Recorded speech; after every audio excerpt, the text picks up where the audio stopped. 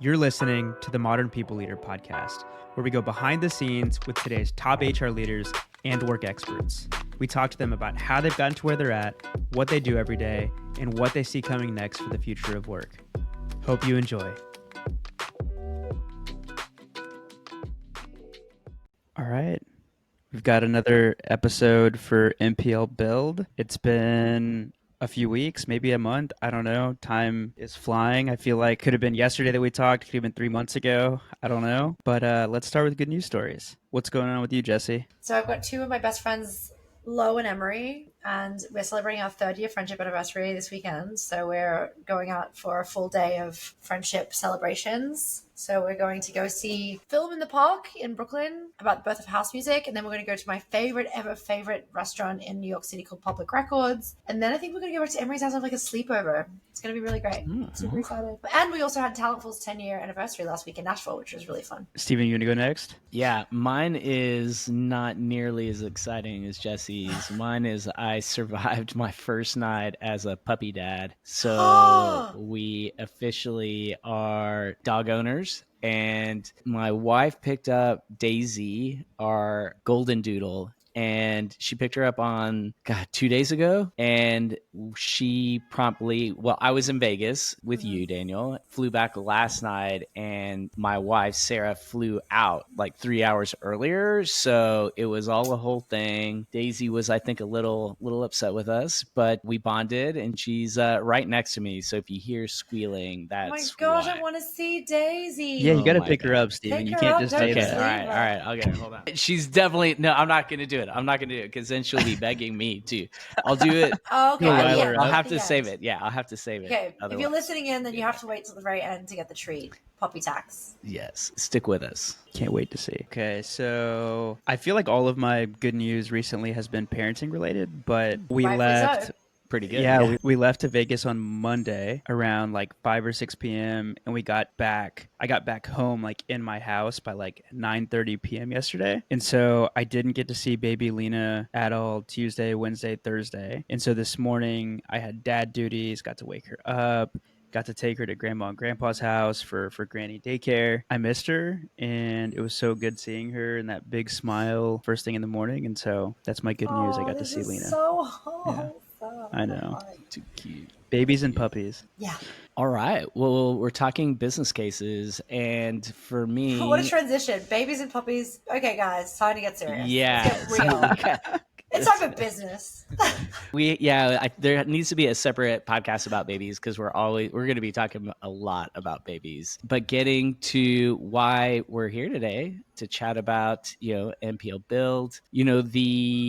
When I saw the topic for our conversation, I thought back to the cohort that I was a part of with you, Jesse, and which you've heard me rave, multiple times about. One of the top things that I took away that I found like super practical from that was the session on building business cases. And so I don't know if that's because I'm a nerd that like spent too much time in investment banking and everything was a business case, but there was something about how you frame putting together your business case, how it should be structured, that is a little different to what I think a lot of HR people, or maybe older HR people like me, were used to in the past. And so when I went through the training, I just remember thinking like, God, this is such a practical way of looking at things. I wish I had kind of had this a decade ago. And so, I want to start, I think it would be great to just start there. When you think about business cases, having been an executive, having been a people leader, like what it differentiates a rock solid business case with kind of something that's going to get rejected. And I'm sure you've been rejected. You've gotten a lot of no's. You've given some no's. And so I'm just curious, like, what are the attributes of that rock solid business case? We've had a lot of chief people officers come onto the show. And if there's one thing that they have in common, it's that they run their org their way. I think of people like Crystal Boyson at Sprout Social, who completely rethought performance reviews for her company, ditched long-form questions, created 3 clear ratings, which they then can auto-calculate into a final rating. I think of Carmel Galvin from Clavio, who ditched the generic way of measuring quality of hire and built a custom framework tailored to each team. I think of Jessica Zwaan, who tracks LTV to ECAC to evaluate every single manager. Like, these are the exact kinds of people leaders who wish they had a tool like ChartHop. And for those of you who aren't familiar with ChartHop, ChartHop is a flexible people ops platform and HRIS that brings in all of your people and business data into one place. So think, HRIS plus having the ability to bring in data from places like Salesforce. And they let you customize key processes like headcount planning, compensation, performance, and engagement exactly the way that you want it. No rigid templates, no one-size-fits-all playbook, just the flexibility to build the systems that you truly believe in. With ChartHop, you can really run your org your way. If their platform sounds like something that you want to learn more about, I highly recommend that you go request a demo. Just go to charthop.com and make sure to let them know that we sent you. Yeah, I think I remember what you're talking about here, which is basically that I give like a kind of hierarchy of valuable business cases. Mm-hmm. The first one is this will help us make more revenue, more money. And generally that'll be something like we've identified that there's a really positive ROI on hiring salespeople in this region, or we've identified that if we invest more in managers in this particular team, we notice the team's productivity goes up and they're able to like hit bigger targets. So that would be the kind of, I think, the best business case really is like we're able to make more money and there's like a good ROI to that as well. And then the second best business case is we're able to save money, either we'll be more profitable because of this, or will give us longer runway, whatever it may be. And those business cases would usually look like, if we roll this out, we can cut this tool, or we can limit this amount of headcount we're planning on hiring in the future. A lot of those business cases are floating around right now because of AI tooling. People saying like, oh, if we're able to do this, then we don't need to hire these folks in the future. It's going to save us this much money. They're really valuable and interesting. And then I think the worst type of business case, or at least the least valuable in this little structure, is this is going to help us save time. And the reason I don't love time saving business cases is because what are you going to do with that time is my immediate question. Are you going to use that time to make us more money, or are you going to release that time and have savings somewhere? So we either have redundancies or we don't do hires. And if you don't know the answer to that, then you don't, like, it could have just been one of those other two business cases. So it's like an incomplete business case. And if they don't have an answer to those two things, it's just, oh no, we just save time and then we just fill it with more other things that we can do. We don't know what those things are yet. Then I would usually reject it, because it's just basically it's like organizational calories being burned for questionable outcomes at this point. Yeah. Organizational calories. I like that. I'm gonna start using that. When I was putting together the outline for this, I started having flashbacks to like my Workify days when I was working with Steven at his previous company, and I was a one-man marketing team, and I would often come to him and Dustin with like these big ideas for how we were going to, take the business to the next level. I remember having some like good business cases and some business cases where like years later, I'm like, oh my God, like that was so embarrassing. Like, why did I think that idea was going to be good? And Steven and Dustin were both really good about giving me feedback. Like, here's how you present a business case. Here's how you put together like a set of assumptions. Here's how that's going to translate directly to revenue. And that paid off so much like in my jobs that came after that. Mm-hmm. But I'm always going to remember like those painful, like cringe-worthy moments where I thought I had like the best idea ever and it just got shut down. And I'm curious if you have any moments like that. Are there like one or two moments from your career that like every time you think about it, you're like, oh, that's so embarrassing. Like I wish I could just like wipe that from my memory. I don't want to wipe anything from my memory. I feel like you have such a short amount of time to remember things, but I do have a lot of embarrassing moments. I think I talk a little bit about my transition into like being a numbers person. Like, promise this like slightly long rant is going to be relevant. So I grew up like not really considering myself to be particularly like numerical human. Like I did math, advanced math at school, but other than that, like I was I was a lawyer, right? So it's like all words really. And basically I got into a situation where I was working. It's actually so bad. I'm like reflecting a little more. It was actually so bad that I wasn't quite one of those people, but I was very close to one of those people who like give them a spreadsheet or a calculator on their phone or something, and they're like, oh, I don't do numbers. You know what I mean? I was like almost there. So it's like kind of, that's cringe and embarrassing for me to think about, because I really dislike the idea of anyone like rejecting knowledge that they could obtain just because it's part of their identity. But I was very much bought into that idea at that time. Embarrassing. Anyway, I remember I was in an executive team at Wonderbly, and I presented like a business case about something that I wanted to do that I thought was very like salient and clever. But it was basically like, it was a very classic kind of now HR-y, non-analytical business case, which is all like, everyone's going to be more engaged and everyone's going to really like it. And, you know, it didn't go down well. Everyone in the team was just like, we don't really think we should do this and we don't support it. So no, let's move on. And it was like, almost like they just didn't even,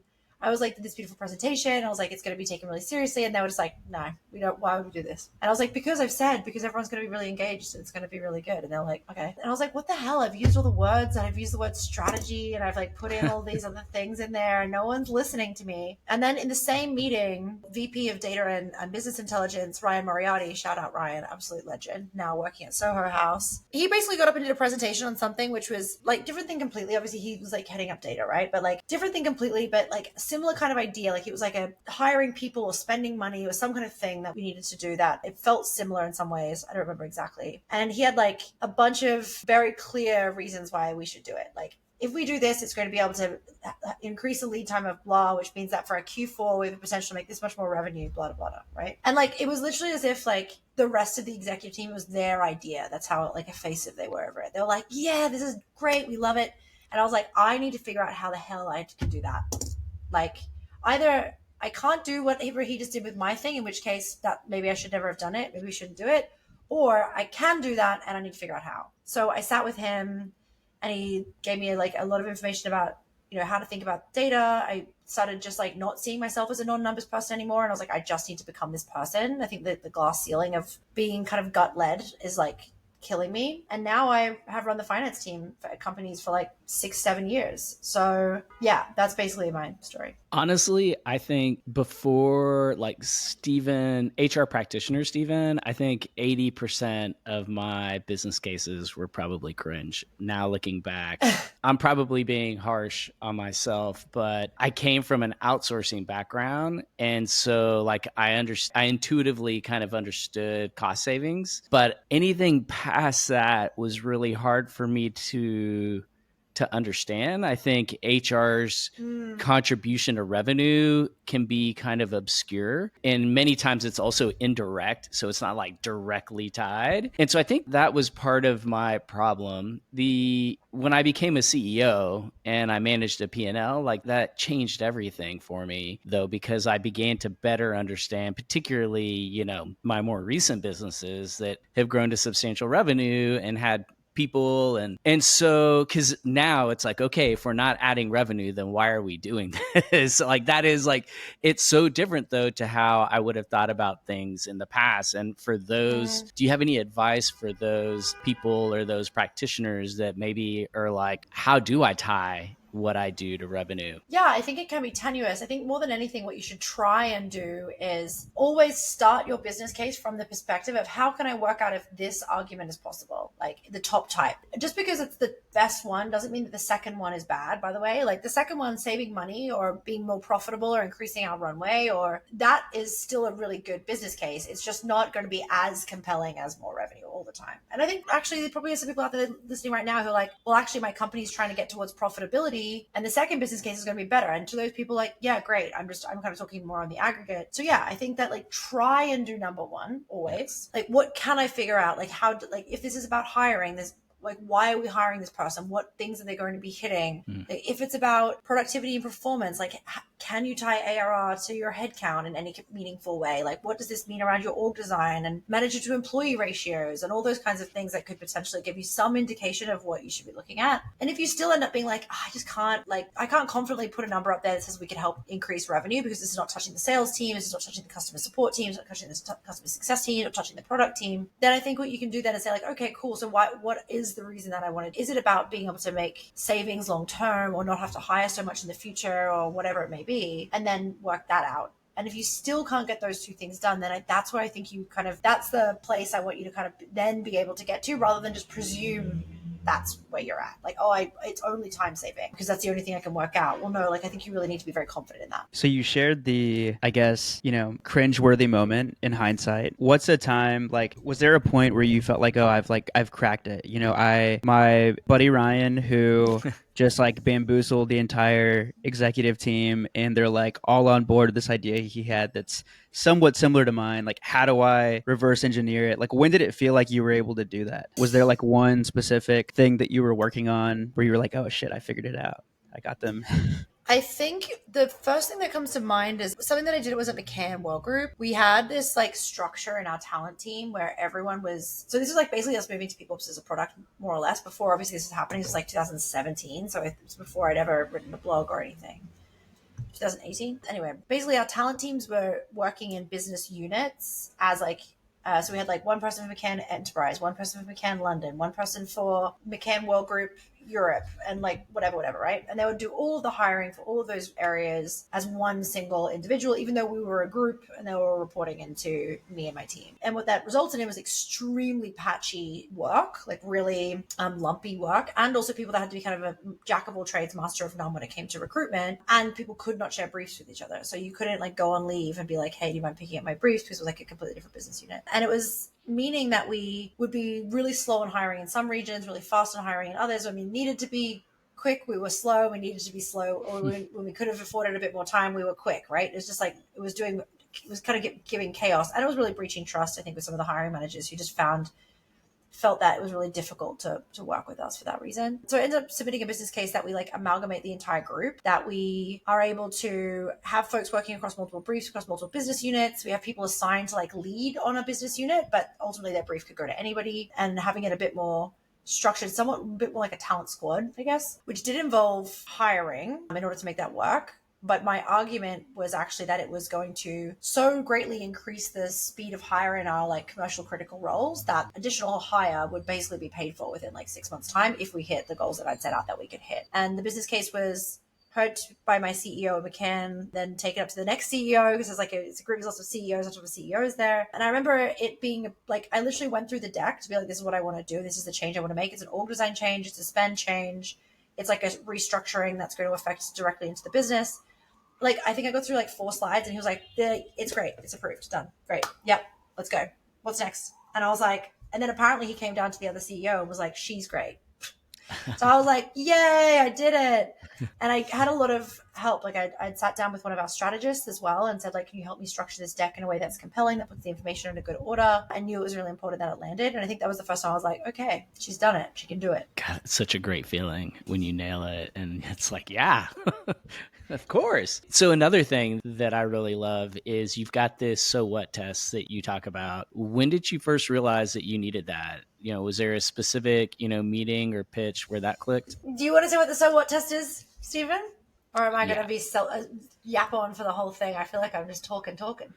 No. I want to hear this, the genesis of this so what test. So the so what test is basically like asking someone so what a bunch of times during their business case. So I think one of the weakest things, I think actually this is a useful thing just to do in like practice, like have someone that you love, that you trust, probably not your partner, because I think of nothing more irritating than someone that I'm living with in a romantic relationship with, like poking me with a bunch of so what's, but someone that you trust, someone that you respect. Talk them through your business case, talk them through what you want to do as much as possible in like kind of like a structured format, not dot points. Like I think again, clear writing leads to clear thinking. So talk through like, this is the thing we want to be able to do. This is the reason why we want to do it. This is the thing it's causing, like really go through the detail. And whenever there's like a place that I guess like the kind of connection to what you're actually trying to achieve from this business case is unclear, get the person to be like, so what? So for example, we're noticing that 10% of our team saying that they're unhappy with their manager in the team. So what? Does it mean that they're resigning? Does it mean that they're not performing well? Oh yeah, it means that they're resigning. Okay, so what? What happens then? Well, that means that if they resign, then we have to rehire them. Okay, so what? Well, then it's going to cost us $5,000 cost per hire per person, and probably this much loss. And then all of a sudden, you're in a place where you're like, oh, that's what the actual outcome. And you'll get to a point eventually where you're like, there's no so what to ask. Like you've got the clarity. Like if the answer is 10% of our team are complaining that they have poor management experience, and that results in resignations happening early, and that resignation results in us having lost productivity and a cost per hire increase, then by addressing this problem, we're able to save $5,000 cost per hire on the 10% of people. I presume half of them still have poor experiences. this is the discrete value that we think this problem could be worth. Great. That's what it's trying to get you at. It sounds a lot like, Daniel, those budget requests that you used to make to Dustin and I.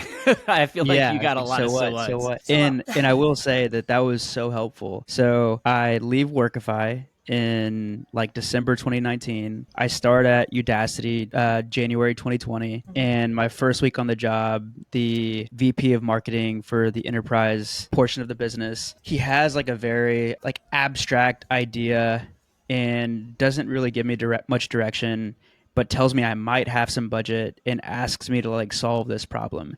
And he wants me within like the first week and a half to find a solution, which included like a new tech platform. And the tech platform was like a $50,000-$60,000 investment. And he said, at the end of next week, we need to present this to the CEO and get approval for this. And I remember like going back to the decks that I had used for Steven and Dustin to get approval on budget and just like copying the format. And as I was reading your format for the decks that you use, it was very similar, maybe a little bit different, but the part that I thought, you use different words for this, but you get to a point in the presentation where you make the business case and you know that there are probably like some lingering questions in the person's head that you're presenting to where they're like, yeah, but like this thing. And I remember Steven and Dustin were really good about reminding me like, you need to get ahead of that. And so bring up the objection you know that they're going to have, address it, and have an explanation for it. And I remember I followed the process step by step. And similar to you, Jessica, like 25 minutes in, the CEO's like, why haven't we already done this? Like, prove, like, let's do it. And so this shit works. And so I want to take us through like a real world example and do like a little bit of like a role play. Ooh. And so okay. And so we're fresh off of HR Tech this week. There are like thousands of HR leaders that are there, and many of them are on a mission. Like, I'm going to go to HR Tech to get a new HRIS. I need a new system for performance reviews, or whatever it may be. And so let's imagine that you're the CPO of a 250 person company and you're on a mission to give managers better tools, give them like an operating system of sorts, and you want to completely revamp performance management. And you find this new $50,000 platform that feels like the holy grail. It connects all of your business data to individuals so that managers have like this real-time view. And by the way, I'm using like a real company. I'm not going to call out the company, but it's a company that Steven and I were both like, oh, this is sick. And so, yeah, it's giving you the data you need for more continuous feedback, and you're just like hyped up on this new platform and you want to go back and pitch this to your CEO. Where do you start? Like, where do you start with the business case? I think the first place I start is like, is this actually a problem that we need to solve right now? Like, do we have a current performance management tool? You're saying here we're on a mission to give managers better tools, but like a mission and a problem are two very different things. Let's say in our latest engagement survey, we got dinged on how clunky and administrative the performance process was. And our leaders also have given feedback that we don't have the right level of talent in the right seats. Got it. So I would be mostly focused. I mean, administrative and clunky is one thing. I'd be actually mostly focused on that. For me, only feels like scratching the surface of the problem. Administrative and clunky, but it gets completed and we trust the data that comes out of it. Doesn't really feel like as urgent of a problem as administrative and clunky. The leaders don't think we have the right talent. We don't think we're getting the right data out of this system. It feels like it's not fit for purpose and we have lack clarity on our talent density. That to me is obviously a pressing problem. So I'd be like, okay, great. That's the shape of the problem. Then to me, the shape of the problem is both, like, let's start with the revenue side of things. So I would say, okay, well, talent density in sales, revenue generation is going to be a really important part of the business to immediately start looking at. Sales, marketing, product management and engineering, like the kind of places of your business that touch revenue in some material way. Take a look at the data that you have in your HRIS system around non-regrettable churn. So people that have left because their performance was low, they didn't pass probation, there was some kind of capability or conduct issue, they didn't hit their target. That's one thing I would have a look at and try and see if I can see any trends or anything interesting there that could give me a read on whether we're above market or above where we'd like to be. The other thing I would take a look at is going into sales data. So are we hitting our goals in these areas? Like, are people actually hitting their OKRs? Where are we not missing our OKRs? So if we're not missing our OKRs specifically in product development, so yeah, we're selling great, that's fine. It seems like our sales leader's doing a really good job, but product development's really slow. Like, our customers aren't getting the features that they need in time. Okay, great. Well, then I would dive into that and I maybe just do some user research or do some interviews and speak to the managers in that area and ask them like the gap between performance assessment and outputs. And I'm doing these things to initially get a read on trying to figure out where the money's being, where we can kind of create more revenue, right? So you can either look for like, okay, if we're able to implement something that gets a better real-time view on whether or not our sales team are going to be successful within the first 3 months, or even more cool, what are the leading indicators of success of our sales team, so we know when we want to invest in someone or when we should terminate someone early and just focus on rehiring. This is how much revenue leakage we get from that. Product management, same thing. Like, okay, we're seeing that we're like launching our new features X% too slow. I can just go and have a look at the product briefs for that, and I can tell that they've given a business case for this. The last 5 things they were meant to launch on time were going to be able to make us this much money. We missed those deadlines. We lost this much. I think if we were able to increase performance of our team, or even churn out 50% underperforming team and replace them with team that performs 25% better, whatever,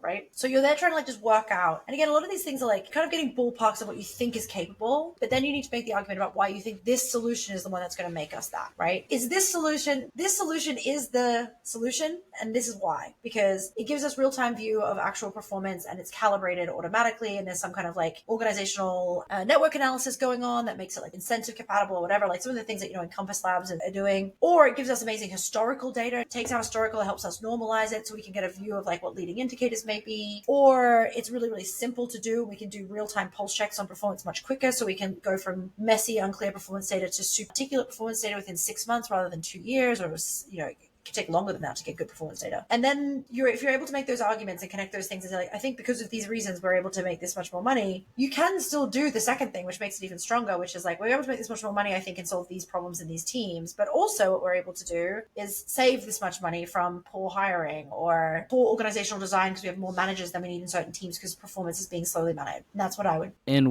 I love that. I was frantically taking notes because I think there's great content here. Obviously, it's you. So, okay. So now you've done the kind of pre-work. Walk us through kind of like a mock pitch of sorts, or at least like how that pitch is structured. Now you got the meeting, and we want to look at this because we agree that there are talent issues in sales, and we know that we have a churn problem. And so you're pushing all the right buttons. Like in the actual pitch itself, are you like a one-pager person, or is it like tell a narrative? What does that look like? One of my favorite conversations that we've ever had on the podcast was with Melanie Naranjo.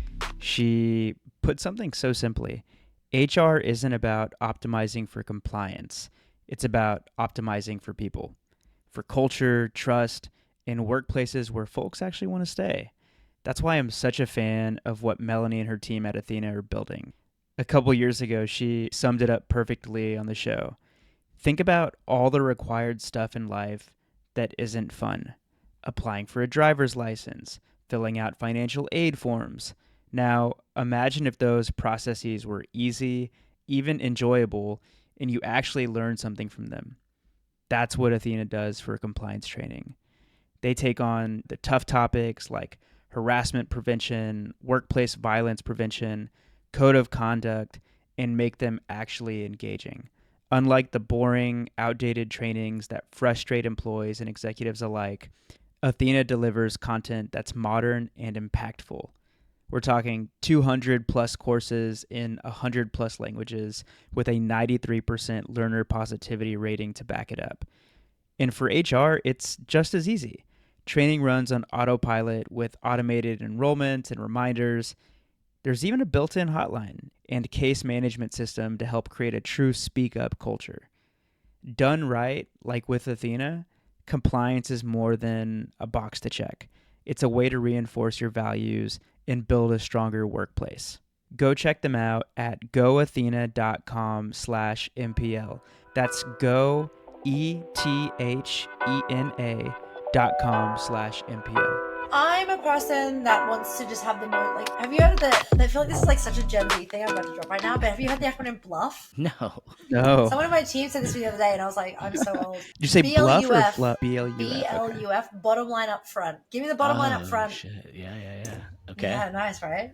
Yeah. These kids. So I think I put this in the blog that for MPL Build, but basically it's like, don't write things like this business case is going to help us move from a performance plan program, which feels arbitrary and dated, and will move us into the 21st century about AI assistant. No, I don't want any of that. By transitioning our performance tool from this thing to this thing, I project we're going to be able to make this much new revenue, particularly in these teams, and potentially make this much saving over the next 2 years. And then everything after that just becomes like, okay, great, how? What's the workings? And if you can just break through and talk about the workings, then the next thing, okay, great, workings, then people are going to have questions like, well, what should prevent us from doing it? What's the implementation going to be like? Is it going to be painful? And then it becomes all of the operational stuff. And then it just becomes about making the decision, right? Like, how should we do this? Rather than, should we do this? You want to get the should we do this out of the way as quickly as possible, because you don't want to be spending 25 minutes talking about how we should do this and what this is all about and the thoughts behind it. And then you finally get to should we do this? And the person's like, I just don't think we should do this. So let's talk about BLUF. Bottom line up front. So BLUF. the way that I think like the way that we would think about this is like, let's think about like the set of assumptions, like if we do this, then X. And it would usually like the first slide was just like, some sort of visualization showing a conservative estimate and then like a somewhat like aggressive estimate. And I think at least, what we've heard on the podcast, it feels like HR people are afraid to even have a conservative estimate. And so I'm curious, like, how do you think about making these sort of projections? Do you think about it similarly, or is it more just that conservative estimate? I will usually go for a slightly more conservative estimate, probably. I think that's just because You've been burned? No, it's not that I've been burned. I think you're always better off saying like an estimated exit or more. Like, I just think that you're better off doing that. You're not going to disappoint anyone. If your business case gets signed off for what you think is a conservative estimate, then you're doing a good job and you're only going to like do better. And when someone says to you like, what do you mean by and more? And he's like, well, there's another version of the calculation that I can do that could say there's an extra $100,000 in this, but like, I don't want to put that forward. Either way, if we decide to do this, like, that's upside, right? Yeah. I think if you make a habit of producing business cases that are on the like more punchy end, then you will quickly develop a reputation for someone that it just says anything to get their business case across the line. But you also don't want to be super conservative all the time, because then you're going to come across as someone that doesn't, stick by their calculation. So I think you need to, I do think it's I think that's great advice, practical advice. Again, like I had a board member who would like literally remember the exact number like that I projected, and if it wasn't that exact number, he just would go in and just would not let it go. And so like no.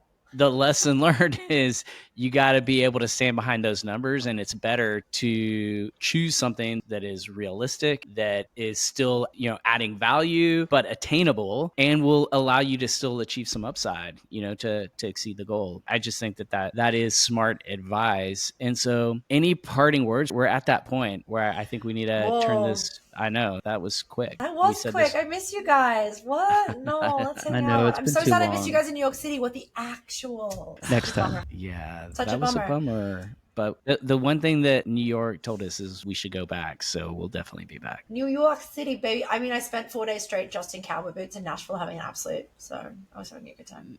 Okay. What was the question? Parting words? Yeah. Where do we want to? I think like all things, practice makes perfect. Is it, well, I guess one more question. Is it still as rough as it seems like on our side? Like our perception is for HR leaders or just any leader right now trying to get that extra budget, get something approved. It just seems like times are still pretty challenging. Seems like this is a relevant conversation. I think everyone's metabolized a certain level of fiscal skepticism. So I'm going to frame that. Everyone's a little bit more thoughtful about sustainability, and rightfully so. They may have been impacted by layoffs themselves or had to make layoffs. They don't want to be like signing stuff off, or maybe their board is still cautious. Like, broader macroeconomic environment is not like, we're still not in like, bull rush territory. So I think all these things combine to like, I personally would like to live in a world where people are thoughtful about the way that they operate their businesses and spend money. I think that feels more aligned with my personal ethics. So I think we're still in that. I wouldn't say it's like rough. I would say it's, it's good to be asked to be able to justify your decisions. And I think it's good to be a platform that has to genuinely demonstrate your value before you get handed wads of cash. And I don't know. Does that kind of end up with like a little no, that's perfect. Reason? Like economics with Jesse. Well, and to bring it back where we started, like at HR Tech, there was AI everything. Like everyone does everything. I think there's also that. Like I if I were a CEO or CFO, I would be scrutinizing everything because it's just so hard to understand right now, like what is real and what isn't. And so, for all the reasons you mentioned, that's kind of my point of view right now on the importance of like having these rock solid business cases and, just tying back to the mission of Built for People, MPL Build. It's, that tight alignment with the business, like that has to be there. And in order to do that, you have to be able to practice these fundamentals. Like this is just HR business 101 these days, in my opinion. Yeah. And if you're listening to this and you want the full breakdown from Jesse, we actually have an article on this. Just go to mplbuild.com and you'll find it. Had to get the sneaky plug in there. Get the plug in there. Get it in. All right. So one word or phrase, close. Who wants to go first? The puppy's coming. I know. Oh, yes. We got to see Daisy. While he's grabbing Daisy, I'll go. I'm going to say BLUF because every time I learn something from Gen Z, I try to incorporate it. Yesterday, I learned that Gen Z's out on millennials saying LOL. So I'm going to try to eliminate that from my vocabulary. Oh my God, Daisy. That's my word. My word's Daisy. She's say so hi, Daisy. Cute. Say hi. She seems very calm. She's such a chiller. She is amazing, but she's going to run this household. She's been whimpering. She's been so cute. Look. She's so cute. Hi, Daisy. Wait. I want to take a screenshot. This is so cute. This is unbelievable. Oh, no, don't yawn and lick me. So I'm going to go with fiscal skepticism because I think that's where we're at, and that's okay. In that case, I'm going to go with, I want Daisy to be my honorary word. Is that okay? Yeah. Of course. Daisy's my honorary word. She's so freaking cute. Before she bit the microphone, it's so cute. I think my word is organizational calories. Oh, I love that one. Nice. Man, I wish you could get Daisy to bark on command. We need her on the audio. She's still too little. She can whimper on command. Oh, the fact that she was just chilling next to you the whole time without barking or complaining is pretty impressive. That's a good girl. She's perfect. Yeah, she really is. Oh my God, I love baby animals. Where's my big fat cat? Come up here and love me. He's gonna be like, no. All right, we shouldn't wait so long to do this. Yeah, next one. Yeah, I think the reason we do is we had to shuffle last time, and then I had to go to Burning Man. It wasn't. I don't think it was a designed. I still want to do a whole episode on Burning Man, tear down or. All right. On that note, I'm gonna click stop record.